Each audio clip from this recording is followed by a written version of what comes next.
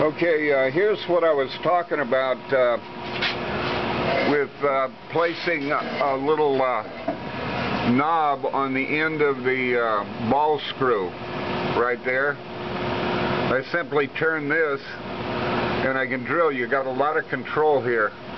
Rather than the lever there that has to go through the ball screw, which puts undue pressure on the ball screw, you just simply turn this. I'll show you how easily it cuts.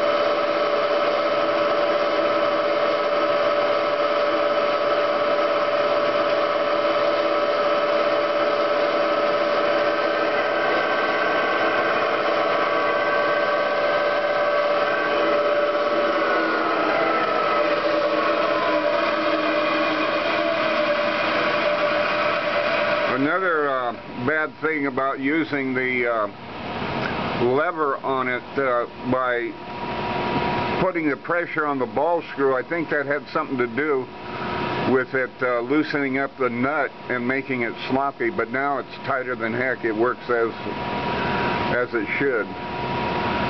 This was done, there was already on the end of the pulley there, the belt pulley up in here, there was already threads there, locking threads for the pulley, so all I did is I think it was a number 6-1, or I don't know what it was, but it was very simply to mount. Just screw it and drill 2 holes in this little knob and then attach it, and it works fine now. So I thought I'd just show you that.